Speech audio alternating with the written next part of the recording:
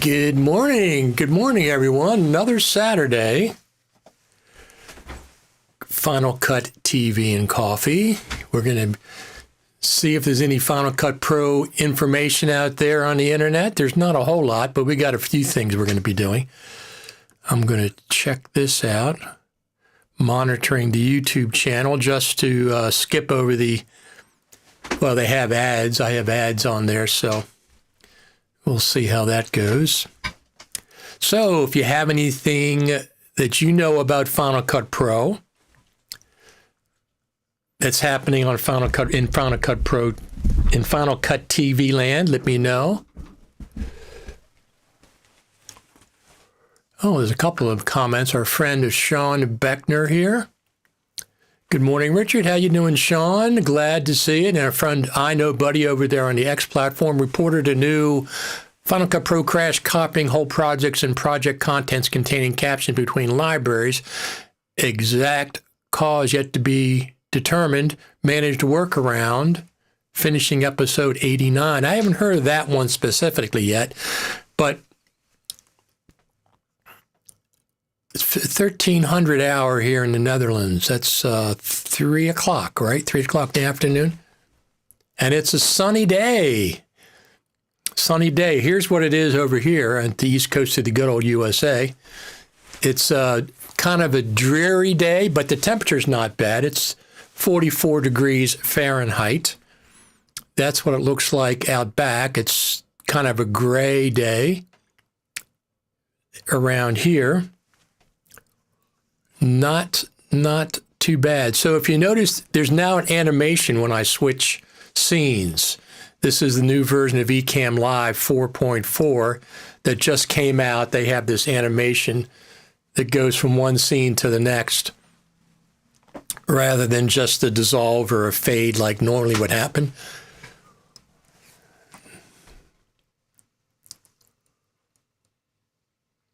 Yeah, the Ecamm Live brothers, Ken and I forget who the other guy's name is.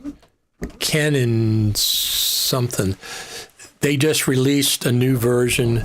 It's been in beta, but I've stopped using the beta for the time being. This main version works pretty well. This main version works pretty well, so I don't update it that often. I don't need all the fancy features that they have. Yes, a move transition in OBS that is similar. They had a lot of requests for this, so they've added it to the Ecamm 4.4. Just came out last week, out of beta.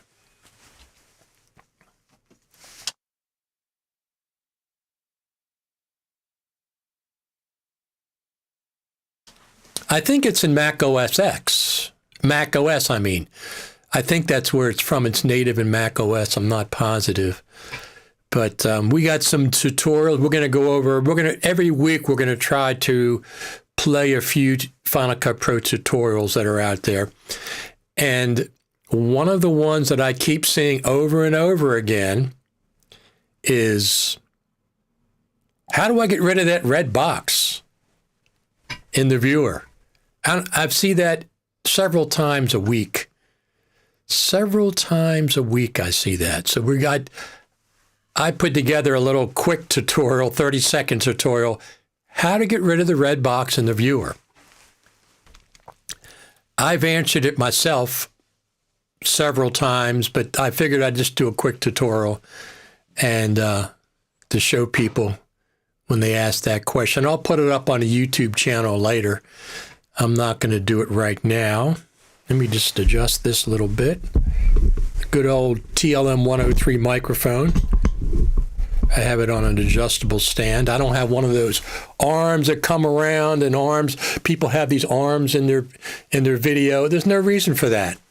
Do you see any arm in my video? But you can hear me clearly, right?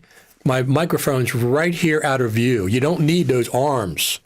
Those arms are for radio broadcast, not for video broadcast. I get a kick out of them. They have these mechanical arms that come from all different directions. You don't need that. Set it up out of view.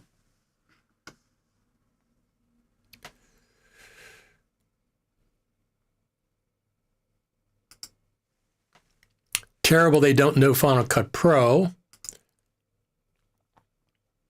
An automatic rescaler of the viewer window would be nice, or just if you could freeze it at one, but it's very easy though. I like the idea of going through tutorials every week. Yeah, so when I have friends that if I see they have a new tutorial out. So today we have Jen Jager has one that I'm going to play, and then Dylan John, the prolific Dylan John, the Final Cut Pro Don, that's his new moniker. He has a new one out as well. And then I'm going to put up one on my Final Cut Pro channel. I haven't quite finished it yet, about that red square that appears in the viewer. Every week I see 1, 2, 3, 4 people. How do I get rid of this red square? First off, I'm not sure why it bothers them so much. It's just a little red square, but it's very simple to get rid of. All you have to do is select the viewer and press Shift-Z, and it's gone. It just means you're zoomed in a little too much. That's what it means. But Shift-Z, select the viewer, Shift-Z, and it's gone. But anyway, I'm going to put up, I got a 30-second tutorial I'm going to put up on my YouTube channel, and then I can refer people to that. I have a motorized desk that I can raise and lower, and my camera's on that. So if I don't have enough headroom, I can lower the desk. If I have too much, I can raise the desk. Because there's not much going on in the world of Final Cut Pro. Now, this is March, we're only 3 weeks away from NAB. I see absolutely no indication that there's any Final Cut Pro event at NAB. Zero Final Cut Pro event at NAB, which is disappointing. They should have some kind of presence at NAB every year. That doesn't mean Apple has to pay to have people there, but it means you could team up like the last one in 2019. They teamed up with LumaForge, Faster Together. They were on the stage. 2017 and 2018, they teamed up with multiple people, and they had actual presentations in the convention center from the Final Cut Pro Apps team, and they don't have it this year. I see nothing. I see zero evidence of any Final Cut Pro activity at NAB this year. Now, I go to NAB primarily for Final Cut Pro events or related events, or plug-in people who do Final Cut Pro plugins and things. But I haven't seen any evidence there's anything going on. Let's go over there real quick. We'll go over there right now. It's very white on my MacBook Pro. Let's go over there right now. MacBook, here we go. So here we are. Now, let me put this up there. There I am. So this is the actual list of people who are going to be at NAB. Now, the interesting thing is, let me go over here real quick. Let me see something. Let me go over here real quick. The interesting thing is, I'm going to get rid of that bright.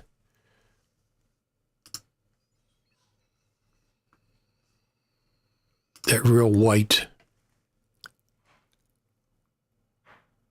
Here, let's go over here. Let's do this.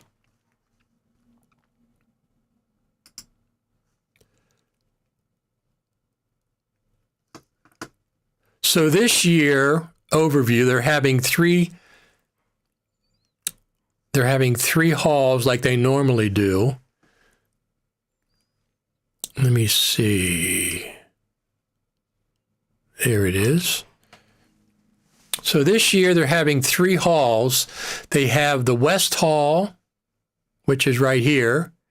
And they have the North Hall, which was closed last year because I guess they do construction or whatever. They're refurbishing the different halls. So this year it's the West Hall, North Hall, Central Hall. There's nothing in the Central Hall this year.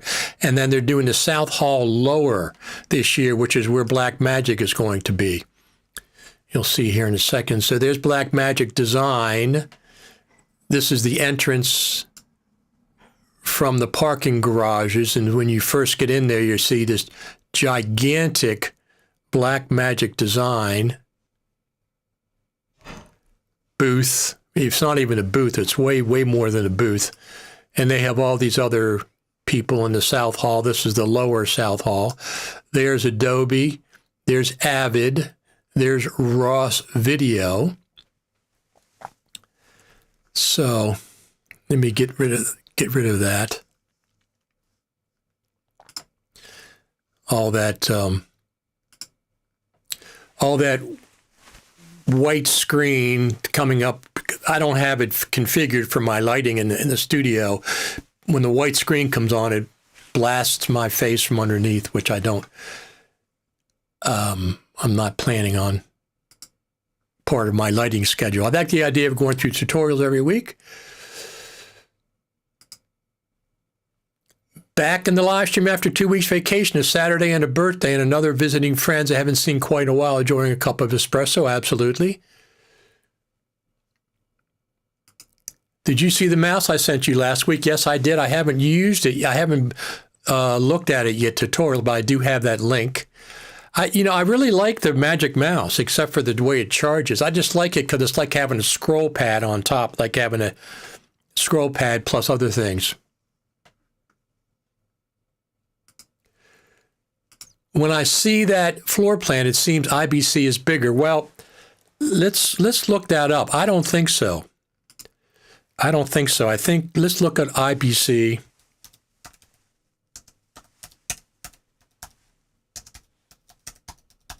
Let's see what IBC had.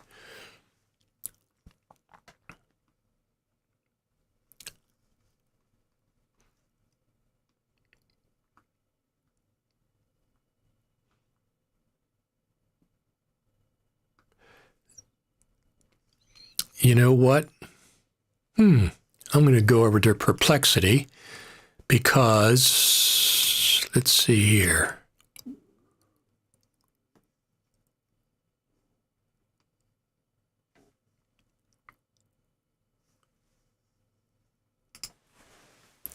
I don't think that IBC's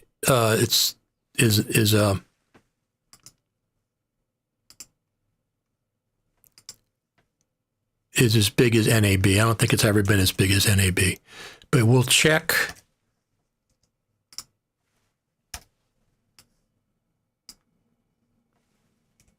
Copy. Let's go. I use perplexity.ai for my main search whenever let's ask it.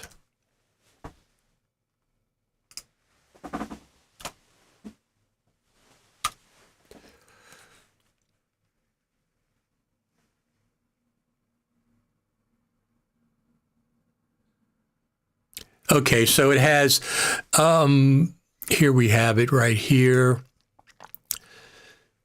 Let's go there.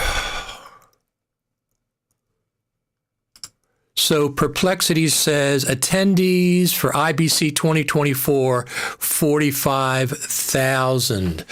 NAB last year had about 65,000.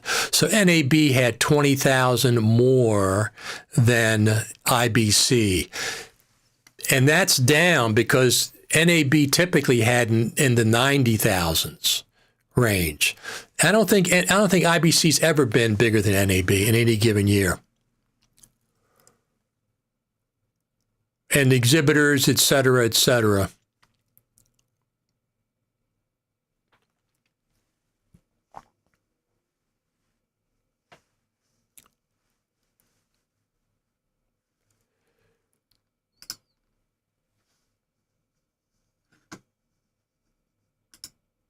The floor plan, I understand. It looks, you can't judge Las Vegas by a map because it's way, way, way bigger. So NAB, let's see what NAB had last year, but I think it was like 65,000, something like that. So IBC had 45,000. NAB had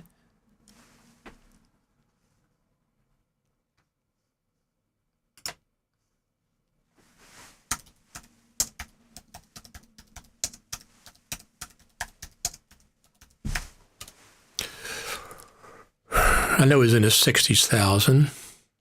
61,000 attendees. So that's what NAB had. So almost 20,000. Almost 20,000 more than IBC. So even though the floor plan doesn't look that big, it takes you forever to get around. And attendee numbers. So it has about 20,000 more. So you can just extrapolate that to 20%, 25% more floor space, etc. NAB's, from what I've seen, is always bigger than IBC. NAB is the biggest post-production, production event in the world, and it attracts a lot of people. Like I said, it's still down. I think it was 90-some thousand before the virus hit.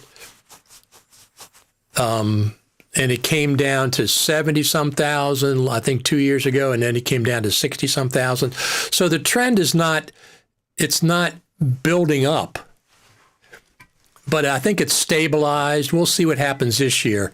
If it goes down another 10,000 or so this year, that's not going to be good, but I think they'll probably maintain about 60,000.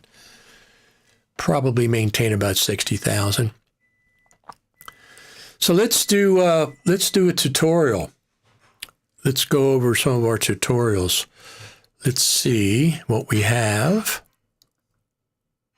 So our first one we got, once again, it's all white coming up off the, I don't know if I can turn that brightness down. Can I?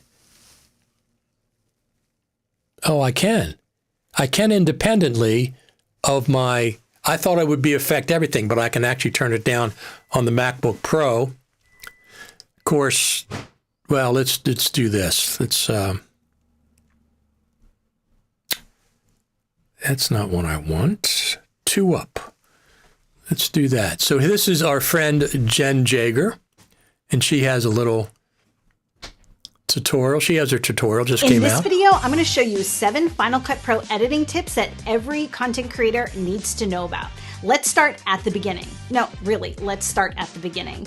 You may have noticed a change here on YouTube, where if you're on the desktop app and you hover your cursor over a thumbnail, that video starts to autoplay, or if you're on your phone and you stop scrolling, that video will start to autoplay. What this means is that the thumbnail has become slightly less important in impacting your click-through rates, and that the intro of your video has become more important because that thumbnail goes away and the video starts. So you want to make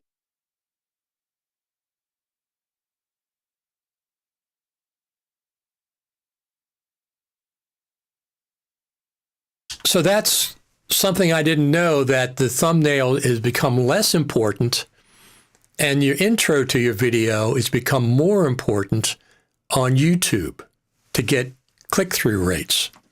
That's something I didn't know. So that was a good tip from Miss Jen Jager. I met Jen 2 years ago at the Final Cut Pro Creator Summit, and I met her again last year. She was on the live stream. So that's one. Another comment. Hello from Brazil. Nice to see you again, Richard. Absolutely.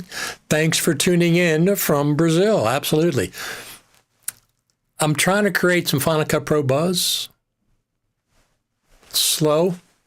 We'll keep doing these. I might take off a little bit over the summer. We'll see. It isn't that big a deal. I'm usually home on Saturdays, and my studio is pretty well set up. So I have a I'm shooting with the GH5, a Panasonic GH5, which I really, really like. And I'm using the Sigma 18-35 art lens on the GH5. That's how I get a real blurry background, and it's focused on me. It's manually focused at this distance, and the background is slightly blurry, which I really like.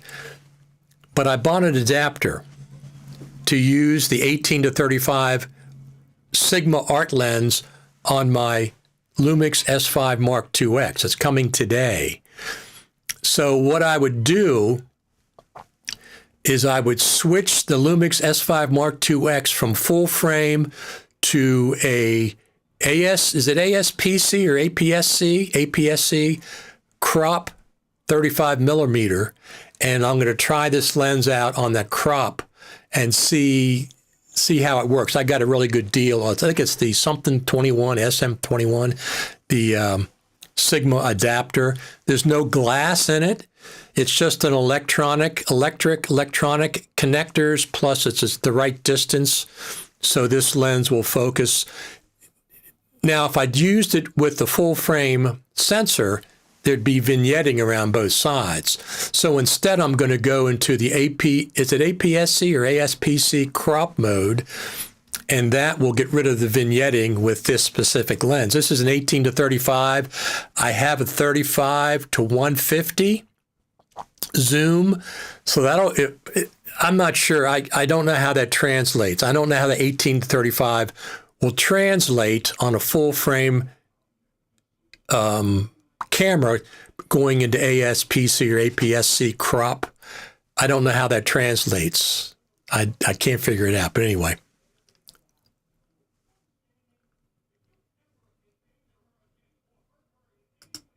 Some of my favorite tutorials are you, Sergio, Jen, and both Dylans. Yes, the two Dylans.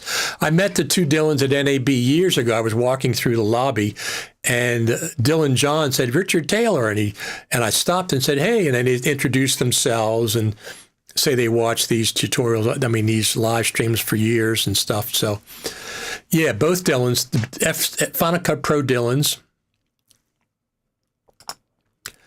Hello from Montreal, Quebec, Canada. Absolutely.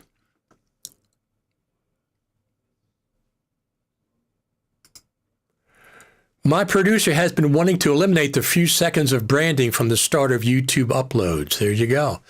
But it's not, well, it's branding, yes. Branding is a good way to put it. So I didn't know that about the how they've changed. Thumbnails used to be really important, and they still are.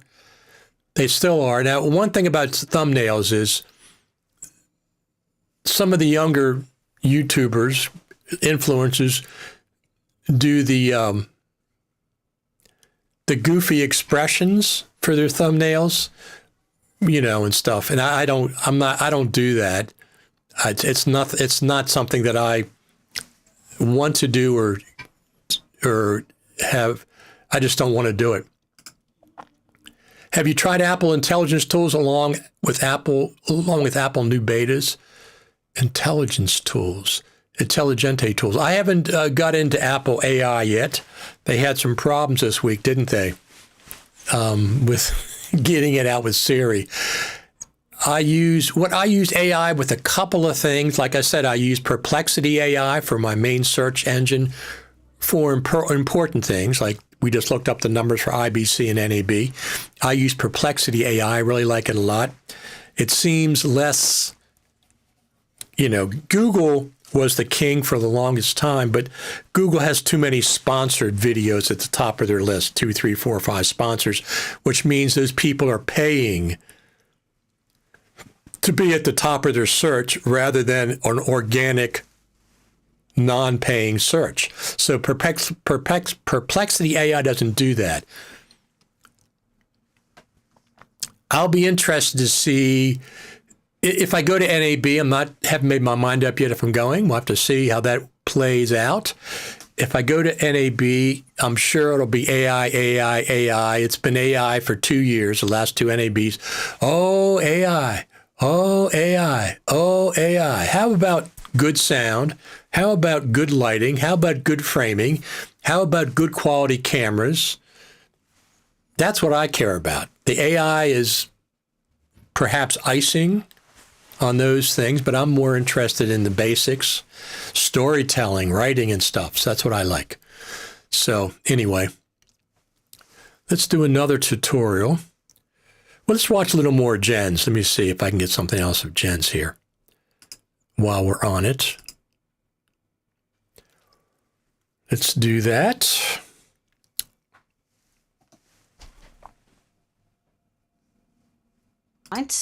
The headline text. I just want these cool geometric shapes. So what I'm going to do is select that title in my timeline, and then in the viewer, I'm just going to click on the text and bring up the title inspector, and I'm going to clear out where it says headline text. I don't want that. Then what I want to have happen is for all of these rectangles to animate in behind my subject. So I'm just going to hold down the Option key and click and drag my live action video on top of that title template. And then I'm going to trim that stacked live action video to about the length of the title template.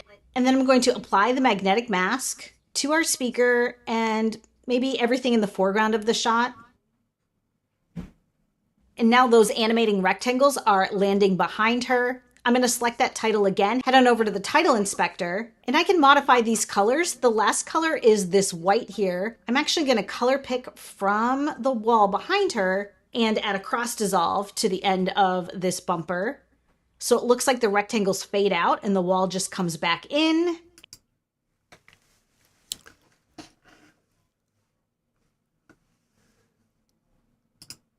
Yeah, Jen Jager is really good with tutorials, and so is Final Cut Pro, Dylan Bates, and Dylan John. They all do really good tutorials. So she's been at NAB. She's presented a couple times at NAB. Not NAB, sorry. Creative Summit, Final Cut Pro Creative Summit. I love putting graphics behind this subject. Been doing it for years without the magnetic mask. The magnetic mask makes that so easy. It makes it so easy. What a big update that was. When it first came out, I'm saying, well, okay, I don't do much rotoscoping, so it wasn't that big a deal to me. But now that I've seen how it can be used, putting titles behind things and cutting out stuff, and how easy it is to modify once you go ahead and do it, learn it, it's really very effective, very effective. So once again, it's only March. It's too early for any news on the Creator Summit, but I'll probably hear something one way or the other in May, and then we'll have to wait for FMC, Future Media Conferences, to make an announcement before I would talk about it. But I'll usually get a heads up that something's happening, dates and stuff. A lot of times the initial date, it's happened 2 or 3 times, the initial dates that they give me are not the dates that happen in real time, because things change, Apple changes, because they have to work with Apple. And sometimes last year, the dates they gave me weren't the dates, even though I booked my airfare, and it's easy to cancel or change. It's very easy to change. So I changed it once they came up with the proper dates that they did. But anyway, it's good to know in advance. I've been working with FMC, a media partner with them, for years and years and years. Long time. I've taught their classes, the Final Cut Pro classes, advanced classes in Washington, D.C., and also Delaware and Chicago. I've taught FMC Final Cut Pro classes.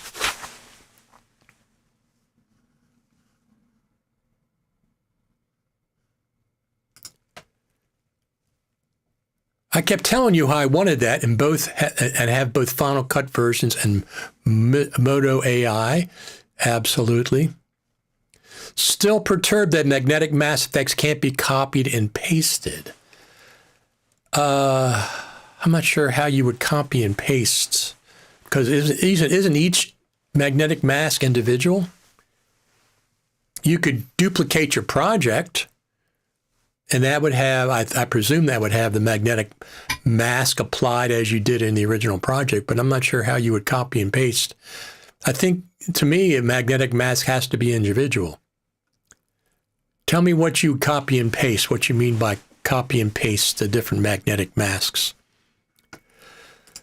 What else do we have here? So I'm going to do one more. This is, like I said, this is just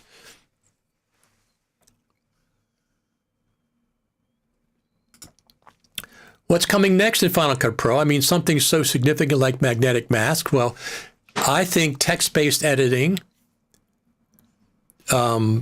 captions to titles, roles-based audio mixer. Text-based editing would be a big one. That would be great. And the audio mixer, they could do both of those. It'll probably be Final Cut Pro 11.1 in November at the Final Cut Pro Creator Summit. I had a magnetic mask applied to an image, copied the image to another library, and the magnetic mask was to an image. Magnetic mask was lost. Instead of copying the image to a library, oh, I see what you're saying. So you applied it in the timeline? Well, yeah, I don't know. You can't apply it in the browser, right? So copy it in the timeline, and you copied the clip from the timeline to another timeline, and the magnetic mask wasn't there. I don't know. I see you're making a duplicate. I would just duplicate the timeline. Well, what about save effects preset?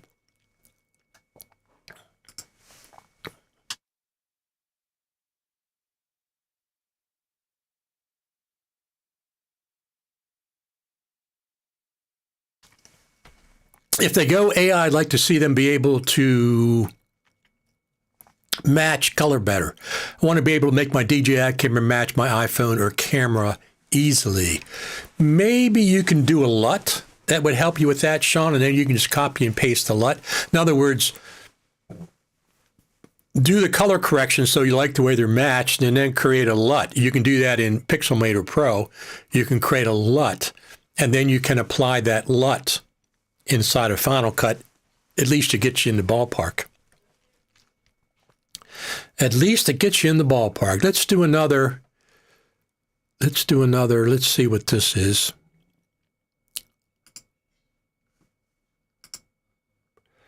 Okay, me plus screen, me plus outline.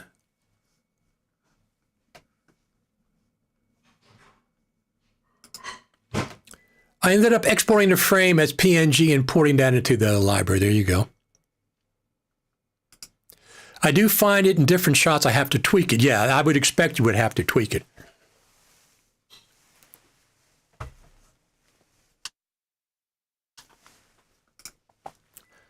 And one solution, make a compound clip and export with alpha and then import back into the library. Yeah, compound clips are they do things that a regular clip doesn't do. That's a good tip there. So let me see, copy me outline, MacBook 2-up square. Oh, you know what? I'm going to do a 2-up square, and I will do this. Let me see. I'm going to pull this up. Like I said, this is a simple one that I made because I keep seeing this question asked over and over and over again. I know Buddy says yes, that's basically what I did. There you go. So let's look at this.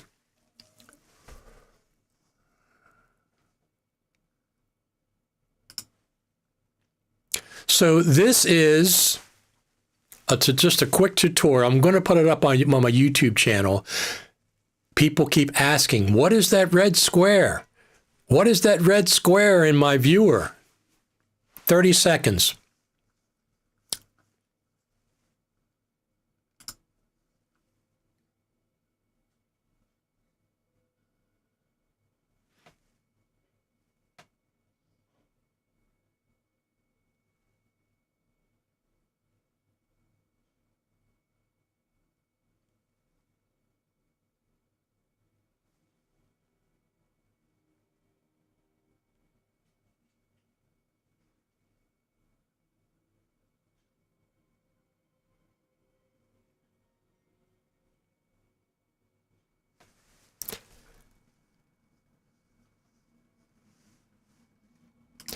So I've seen that dozens and dozens and dozens of times. I saw it 2 times, 3 times this week. And I always say, just select the viewer and do Shift C. And they say, no, it doesn't work. I said, yes, it does. It works. It's fit the window.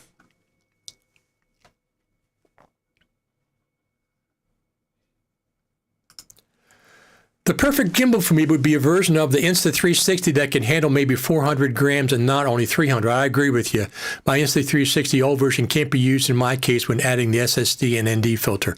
I agree with you. I like to see that same form factor with a stronger engine, because I don't use ND filters because I don't film outside that much. I just use, but I do use the DJI Mic 2 plugged into the side, or the Boya mic plugged into the side. And that's borderline 300 grams. And I always have a case on it, so that's borderline, and that works pretty well. But I'd like to do the SSD and the camera.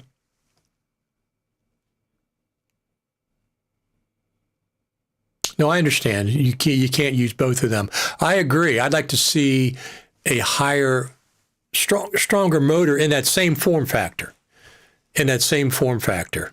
I really like the Insta360 Flow 2 Pro. That's what I have now. I'm going to sell my Insta360 Flow 1 because I don't need 2 gimbals. And I really like it. It's small and compact. You can put it in your pocket, pull it out. It has a magnetic attachment now. You don't have to work with the clamp. I really like that a lot. So, all righty. Let's see what else we have here. We're going to do one more video. And this is from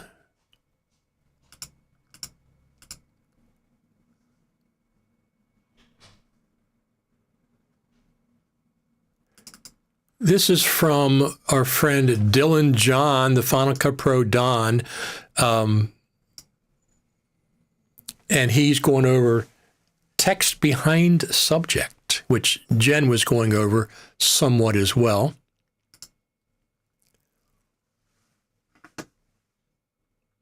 Oh, whoa. Every time that feels weird. Hey, I'm Dylan John, the FCP Don, and like we do on this channel, let's cut out the fluff and jump straight into it. So we have this title that we want to be behind our subject here, and by the way, I'm disabling this clip just by pressing V on my keyboard. And so for this first method, all you're going to do is take your clip, press Option, and drag up above your title. This essentially creates a copy of that clip. Then you're going to head to your little magic wand icon here and select Add Magnetic Mask, or press the shortcut Option, Command, and M. From here, all you're going to do is select what you want the text to be behind. So for this shot, we want the text to be behind her, so we're going to do our best to just select her. You'll notice that it is selecting right in between here. So we just hold Option, and that's going to allow us to deselect in this area in between her hands. And it surprisingly does a good job with knowing how to snap to the subject. And then go up to the top left and hit Analyze. Once you go to the far right and you hit Done, you'll notice now we have this nice title animation behind our subject. It's also important to point out, if you masked out your subject and you're not happy with the edge of the mask, perhaps it's a little too gradual, like in this instance, or maybe it's too precise and harsh, you can just hop into your inspector window, but make sure that masked out clip is selected, and then just adjust the feathering. So if you slide the slider to the left, it's going to bring that feather in, and if you slide it to the right, it is going to bring that feather out. And a little fun fact, you can actually just push up on this parameter here and go to 200, and then push all the way down and go to negative 200. But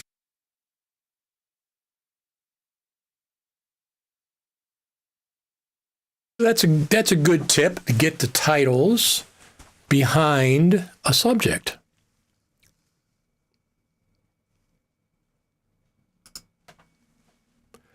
Sorry you have to go. See you soon. Nice job you have here with all the Final Cut Pro community. Absolutely. Thank you for tuning in.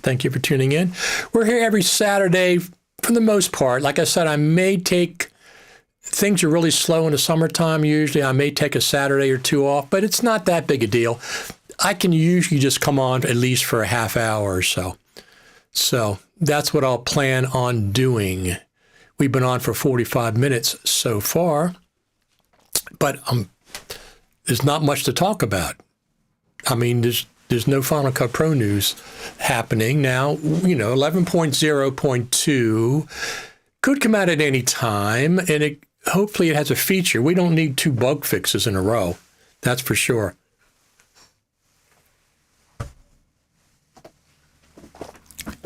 We don't need 2 bug fixes in a row. Well, sometimes we do. We do need some bugs. So it's a pretty gray day here on the East Coast of the good old USA. This is the backyard live cam. I use a Mevo cam for this. The Mevo cam is meant for streaming, so it does a really good job streaming. That's what it also records internally, but it does a great job of streaming. So this is in the other room, even with the door closed. The stream is strong enough. It's via Wi-Fi. It comes in here. So that's pretty cool. I used to put so much work into that, using difference to remove background behind subjects and keying out the black. Absolutely. Used to be a pain. Have you ever edited footage from a source you never met? If so, how do you scan the documents to prevent maliciousness?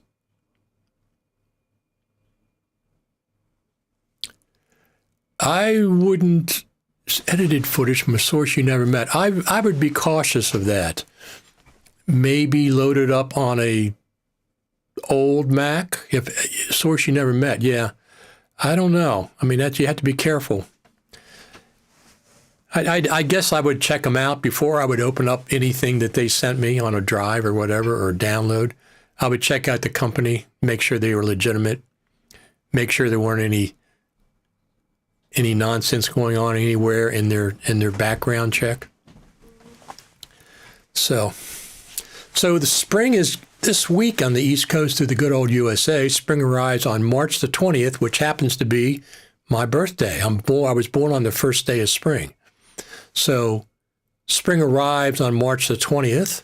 Most years, like 8 or 9 out of 10 years, it arrives on March the 20th. Last year, it arrived just before midnight on March the 19th, and then midnight hit, and the first full day of spring was actually March the 20th. But this year and most years, spring actually arrives on March the 20th, which is my birthday. I was born on the first day of spring. So when you think about the first day of spring, my birthday. All righty, let me see something here. I think that's all for today. If you don't have anything else to say, we'll have to reconvene next Saturday is what I'm planning on doing. Like I said, I'll put that red square video up on my YouTube channel once I get some audio for it. I'm going to do a little voiceover with it. I just did this morning because I once again saw, how do I get rid of that red square? How do I get rid of that red square? Listen, that's Final Cut Pro 101. That's very basic Final Cut Pro knowledge. If you don't know how to get rid of the red square, it's okay to ask, but that's been asked so many times, it's very basic Final Cut Pro knowledge. So I got tired of seeing that question and putting in select the viewer, hit Shift Z. 30-second tutorial will be up. I'll put it up later once I do a voiceover. Is there anything else going on? Oh, let me go over here. Our friends Philip and Greg have their plug-in available in the App Store, which changes the captions that Final Cut Pro makes into titles. As a matter of fact, let me go back here. Well, I'm thinking about it. Well, I'll go back to, hold on a second. Let me locate this tutorial. Philip did a good tutorial on how that works with our friend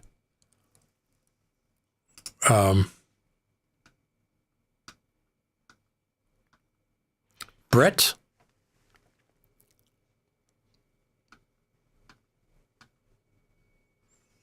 Let me go over here, just pull this up real quick.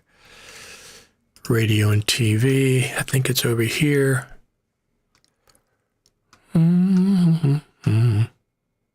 Here it is.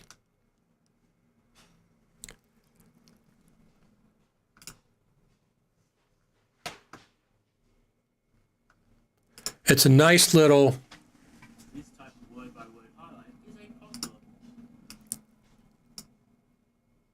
our friend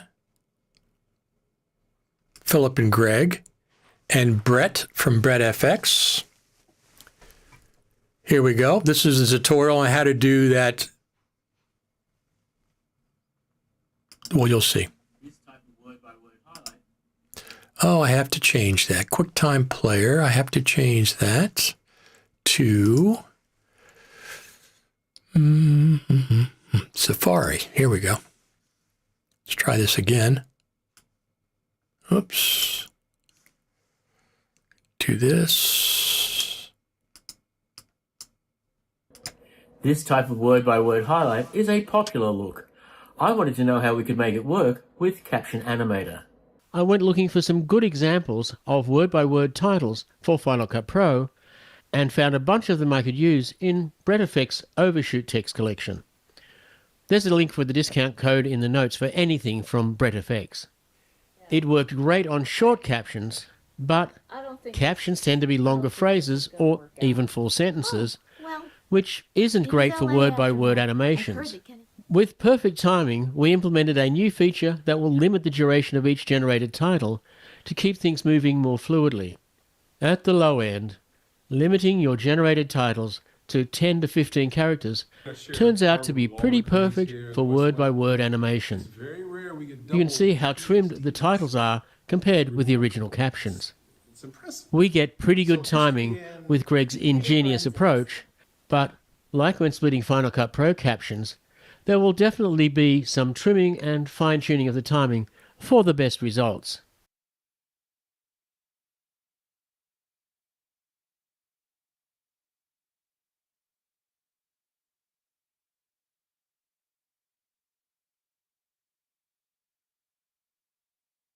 I'm sorry, I had to mute on. So those are two plugins, BrettFX and Intelligent Assistance Caption Animator, to do those type of animated, quick, very popular captions.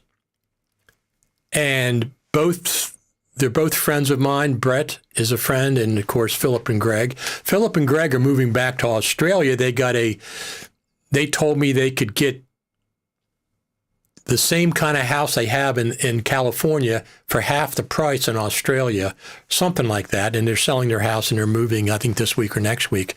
So I wish them well, but they are going to be at the Creative Summit each year. They're coming back for the Creative Summit. That's the only time I really see them other than doing live streams as well. So I think Apple have so much problems with AI, they put too many people on AI, slow down updates for Final Cut Pro specific. It very well could be, but they didn't do very well with AI, have they? They've been criticized that this week about, they've advertised it last year and never came about. I'd rather have them spend time on Final Cut Pro. But we'll have to see how that goes. I'm sure they're working on stuff with Final Cut, and I do expect 11.0.2 or 11.0.3 to have a feature or two. I don't expect a big update until the Creative Summit next year, which probably is going to be Final Cut Pro 11.1, the same as Logic Pro. Logic Pro went from 11.0 to 11.1 1 year. Each Creative Summit, 11 came out in Creative Summit, and 11.1 came out the following year. Well, we got Final Cut Pro 11 last year at the Creative Summit, so very possibly we're going to see 11.1 at the Creative Summit 2025, if there is one. I'm just presuming there is going to be one, but nobody's told me one way or the other. So, and like I said, as far as NAB goes, I don't know what I'm going to be doing yet. I'm not sure if I'm going or not. I'll know within the next week or two. But if I do go, I'm going to ask you to support me with buying me a coffee there for NAB. I'll promote that once I decide if I'm going or not. It's not as important for me to go to NAB anymore. I absolutely will be going to the Creative Summit, but NAB, the last 2 or 3 years, has been no Final Cut Pro activity, zero Final Cut Pro activity since 2019 was the last time there was any Final Cut Pro activity at NAB. Did they have it at the last Super Meet? Not really. They didn't have any Final Cut Pro Apple representation. It was Blackmagic and Adobe. So I started going to NAB because of Final Cut Pro activity and, faster together stages and faster together sessions. Apple had the Final Cut Pro team there doing official Final Cut Pro presentations in 2017 and 2018 in the convention center.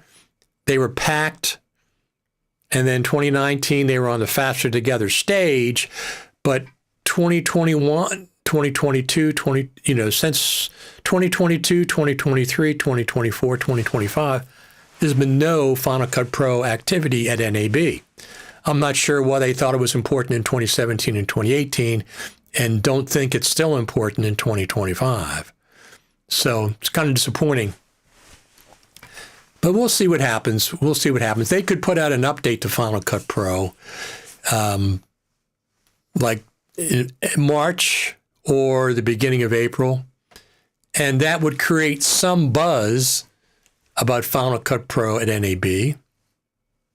Have to see. Do I think they're going to do that? Not really. Not really. It would be a pleasant surprise if they did that and we could go, thank you, Final Cut Pro team, for putting out a nice couple of features in Final Cut Pro 11.0.2 in time for NAB 2025. That would give me more incentive to go because I don't go there I really enjoy Blackmagic a lot. And some of my other friends, LumaFusion, I've been there. I've stopped and visited Hedge. I've stopped and visited. I went to the Strata party last year, which was on a Saturday night, Michael Cioni's party. I don't think Strata's doing a party this year. They're going to be on the show floor, but I don't think they're actually doing a party this year. But if any company that wants to sponsor me at NAB, get in contact. And we'll put your logo on the live stream, every live stream leading up to NAB, and we'll do an interview with you at NAB, a live one we'll broadcast live. And then depending on the level that you want to support, you could also get a longer interview, more, like a 20-minute interview that you could use after NAB, or we can stream some of it live. So if you want to sponsor Final Cut TV live at NAB, get in contact with me via the YouTube channel. I have room for a couple more sponsors, and then I'm going to cut it off. But that's one of the factors.